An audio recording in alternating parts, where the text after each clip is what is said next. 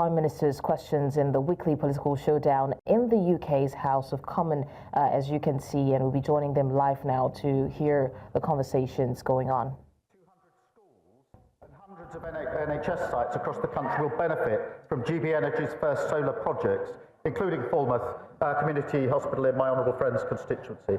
Hospitals will save, Mr Speaker, £45,000 a year off their energy bills, with that money going back to the frontline services. That's the better future we're building, good for patients, good for jobs growth and our energy security. Nigel Farage. Thank you, Mr Speaker. To date so far this year, 10,000 young, undocumented males have illegally crossed the English Channel into our country, a 40% increase on this time last year, many coming from cultures that are somewhat alien to ours. They are being housed at a cost of many billions of pounds a year in hotels and increasingly in private rented homes. The effect on communities is one of a sense of deep unfairness, actually bordering on resentment. In Runcorn alone, there are 750 young men. Just in one. Is it not time to admit that national banks was nothing more than an election slogan, not policy? Is it time to declare a national emergency? Mr Speaker, we are passing a borders bill with extensive powers to smash the gangs. These are terrorist-like powers that give powers to the police to intercept where they think the suspects are committing people smuggling, which is a vile trade. We must take back control of our borders after the last government lost control. But what did he and his party do?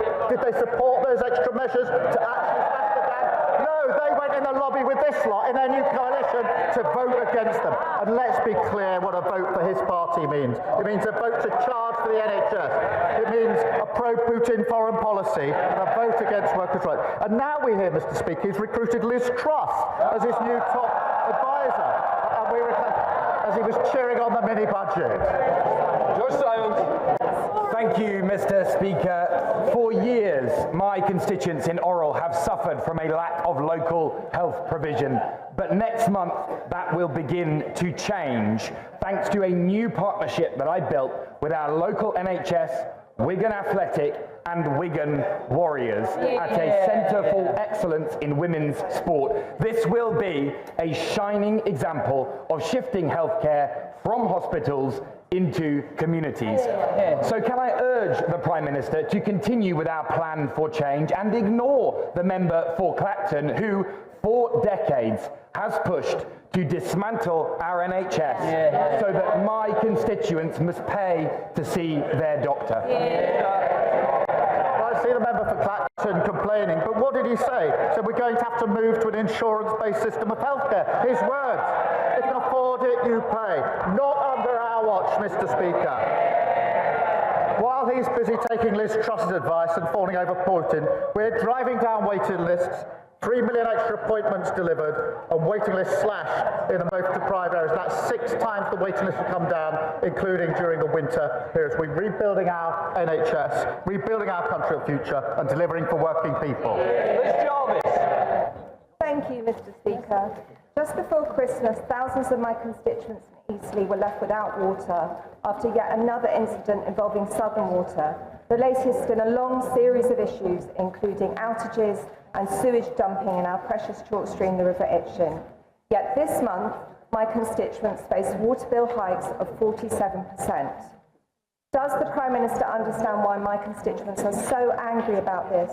And what reassurances can he give my constituents that Southern Water and Ofwat will be held to account? Prime Minister.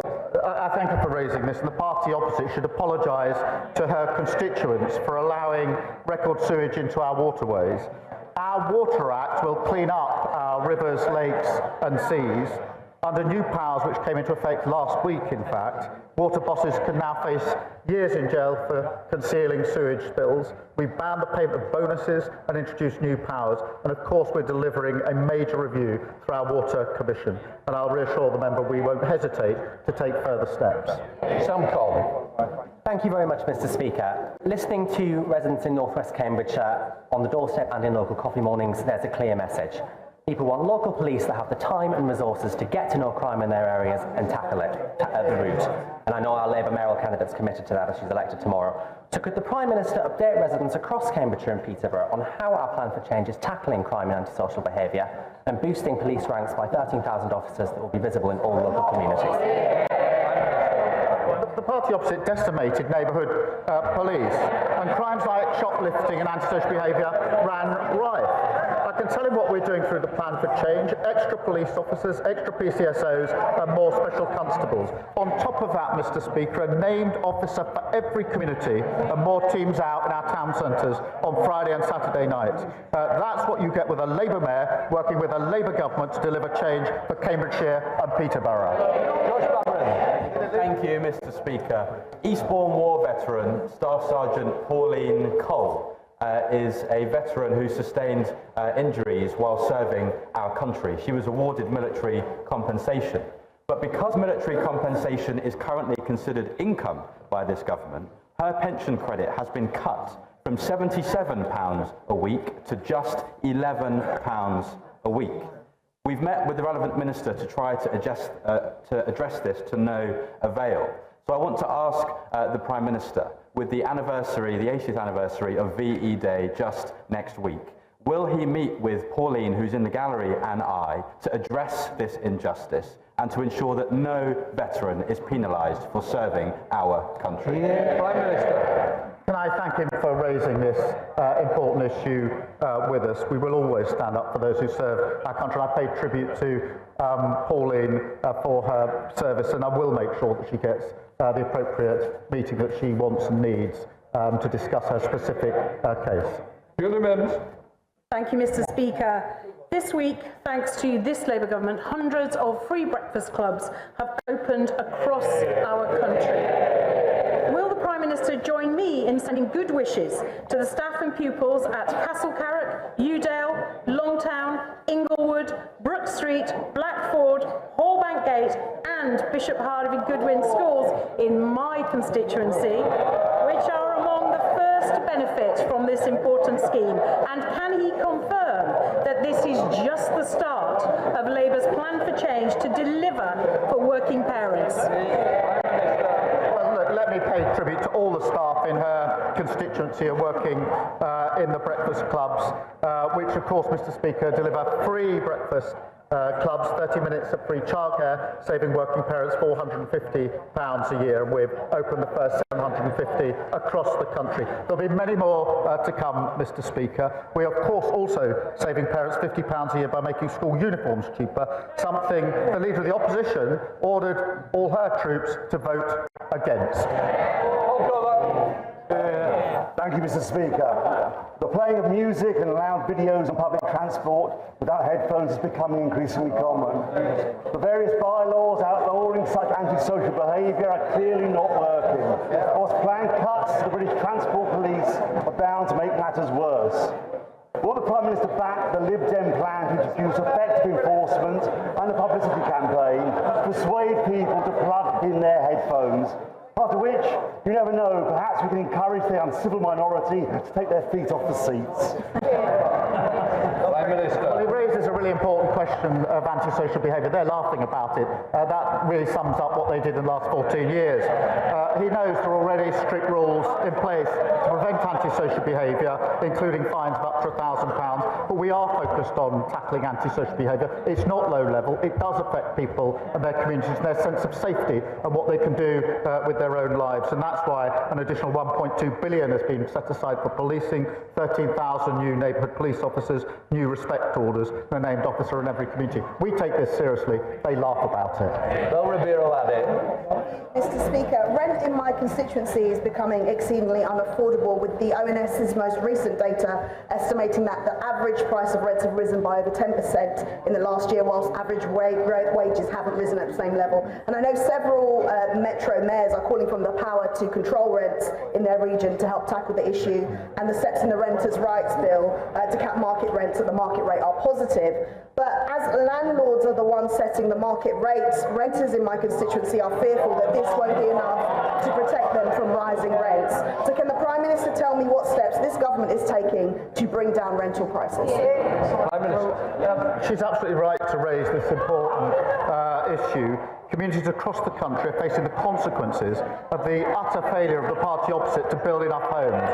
Our Renters' Right Bill improves the system for 11 million private renters, blocking demands for multiple months of rent in advance, and finally abolishing no-fault evictions, something they said they'd do over and over again, and as usual, never got round to doing. Mr. Speaker, that's backed up by major planning reforms, our New Homes Accelerator, and £600 million to deliver 300,000 homes in London, part of our 1.5 million homes we'll build across the country that are desperately needed. Does the Prime Minister recall from our history that even during the Blitz, the concert pianist Dame Maura Hess continued performing her piano recitals at the National Gallery, including the performance of German music like J.S. Bach's Jesu Joy of Man's Desiring? As a trustee of the Parliament Choir and as a singer, can I ask him to lend his support to Parliament's own VE Day celebration, which will be next Wednesday evening in Westminster Hall, when we will perform in the presence of His Royal Highness the Duke of Kent and both speakers of both houses, not only that Bach chorale, but the music of our other allies and, of course, some British music too. Tickets are still available. Can I wish him the very best of luck? It will be a fantastic event, and it's just one of the many important celebrations that that are taking place to commemorate VE Day. I would encourage the whole House to buy those remaining tickets to go along and attend the concert, which I think is in Westminster Hall, as well as the many street parties and other events that will be across the country. And I look forward to paying my own tributes on VE Day, but I wish him luck. Dora Hall. Thank you, Mr. Speaker. I welcome the action taken by the government to fix our NHS and deliver 2 million more appointments, something my constituents are already benefiting from. Together with Warrington and Holton NHS Trust, I recently submitted a ready-to-go proposal for a new urgent treatment centre and outpatients facility in Warrington. Warrington has over 200,000 residents and no urgent treatment centre. The proposal would reduce A&E waiting times and deliver 100,000 appointments every year. Will the Prime Minister or Health Secretary agree to meet with me and local health partners to discuss this transformational project? Prime Minister. Well, I'm happy to make sure that my honourable friend meets the Health Secretary. Mr. Speaker, we have got waiting lists down for 6 months now in a row, delivering 3 million extra appointments. The Further Faster 20 programme is doubling the rate at which waiting lists are falling, including in her trust. And of course, earlier this week, we froze prescription charges at under £10. There's a lot that's been done, a lot more to do, but our plan for change is working, getting the NHS back on its feet.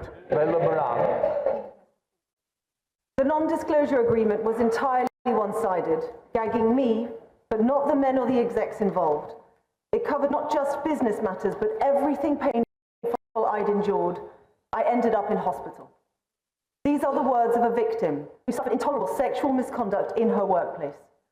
Does the Prime Minister agree with me and members across this House that the misuse of NDAs in cases like this are totally unacceptable? And if so, will he help us in amending the Employment Rights Bill going through the Lords now to stop this pervasive practice once and for all? She's right to highlight the misuse of NDAs, and I don't think anybody would countenance the misuse of NDAs, particularly in a case as serious as the one that she cited, which is why we're looking whatever we can do to make sure they're not misused. Thank you, Mr. Speaker. After 14 years of a Conservative government who let fly tipping increase to record levels across the country, my constituents in Ealing Southall will welcome the Prime Minister's announcement today that fly tippers will now face tough action, new technology for enforcement, and up to 5 years in prison. Could the Prime Minister set out what other steps he is taking to help councils tackle fly tipping and the difference this will make to communities like Ealing Southall? for raising this issue. Under last government, we saw 1 million incidents of fly tipping. Under Conservative councils, we see enforcement down and fly tipping up. Look at Tory-led Northumberland, where incidents of fly tipping are up 76%. We're introducing, Mr. Speaker, tough powers to seize and crush the vehicles of commercial fly tippers who now face up to 5 years in prison for operating illegally. That's a Labour government clearing up the mess left by the party opposite. Thank you, Mr. Speaker. Prime Minister, a week tomorrow, the whole nation will come together to commemorate the E-Day.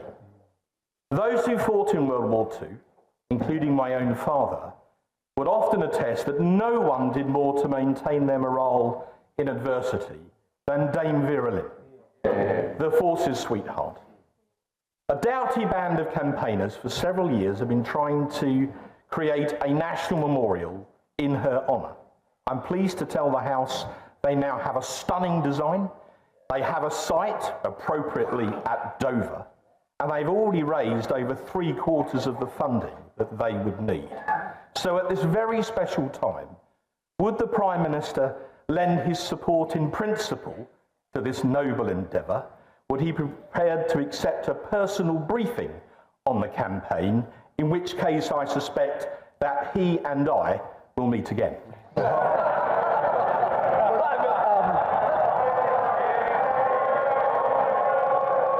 Always a pleasure. But look, I'm going to congratulate him on his campaign. It is really important, and many people were delighted, I think, to join that campaign.